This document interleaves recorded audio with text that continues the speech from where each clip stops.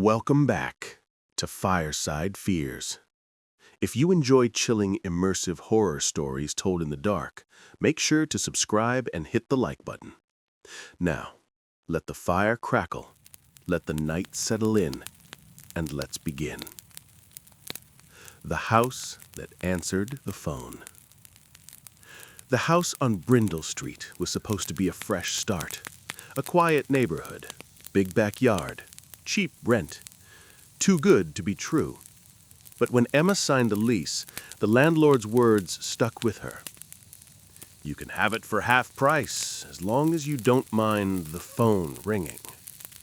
She laughed, thinking he was joking. He didn't laugh back.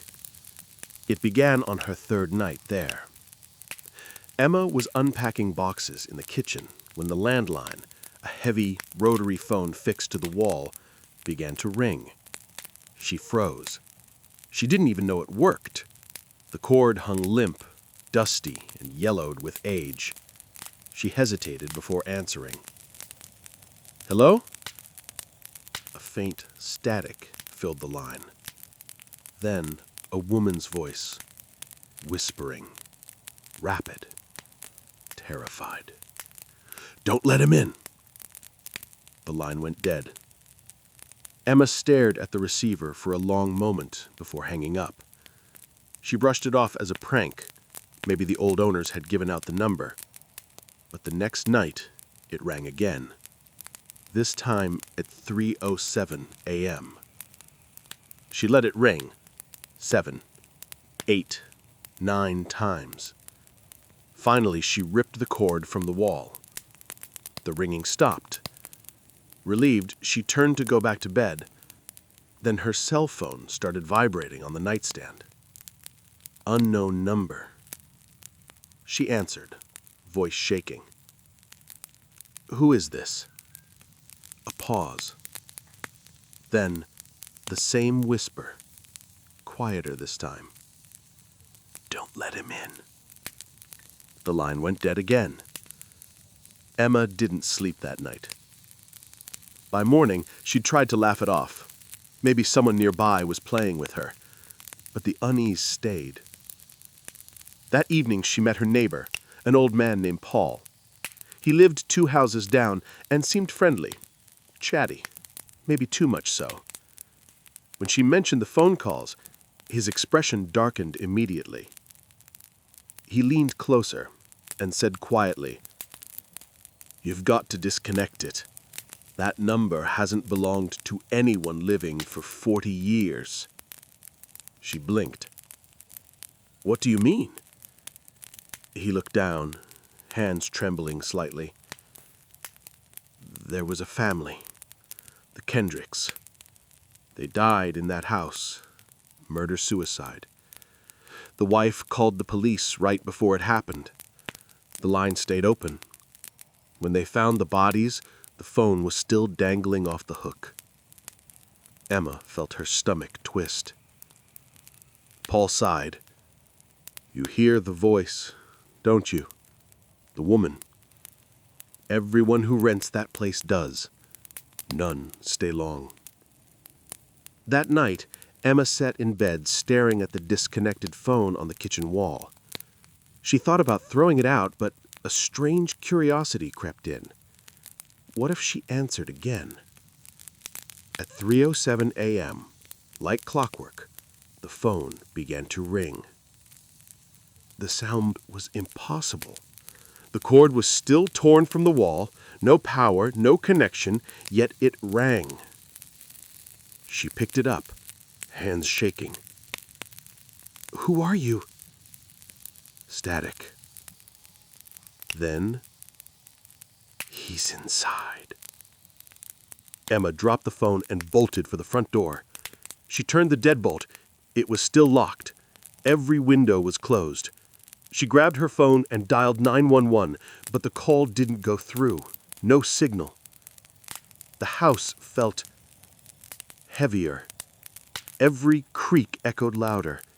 Every shadow seemed to breathe. When she looked towards the hallway, the rotary phone on the wall was swaying slowly, as if someone had just brushed past it. She didn't sleep that night either. By morning, she decided she was done. She packed what she could and called the landlord. He sighed when he heard her voice. "Another one leaving already. You lasted longer than most." Emma demanded to know the truth. He hesitated, then said, "They say the wife calls to warn the living, but it's not the wife you need to worry about." Then he hung up. Emma drove to the public library that afternoon, determined to find answers. The local archives had one article: Tragedy on Brindle Street, 1981. It said Harold Kendrick murdered his wife and daughter before taking his own life. Neighbors reported hearing screams around 3 a.m. When police arrived, the front door was still locked from the inside. Emma's heart pounded as she read the last paragraph.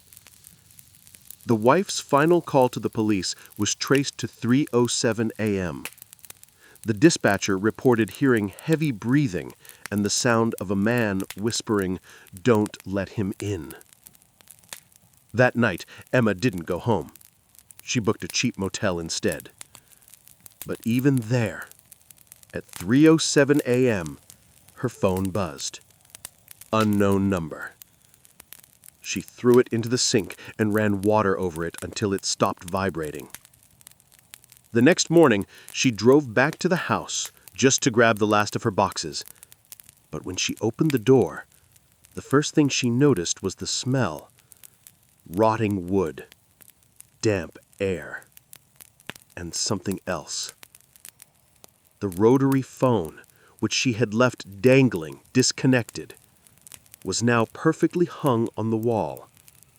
And beside it, in black marker, written across the wallpaper, "You let him in." Emma ran, leaving everything behind. She moved 3 towns over, changed her number, changed jobs. Months passed, but every once in a while, her phone lights up with a blocked number. If she listens long enough before hanging up, there's only one word whispered at the end: "Again." The fire's burning low now.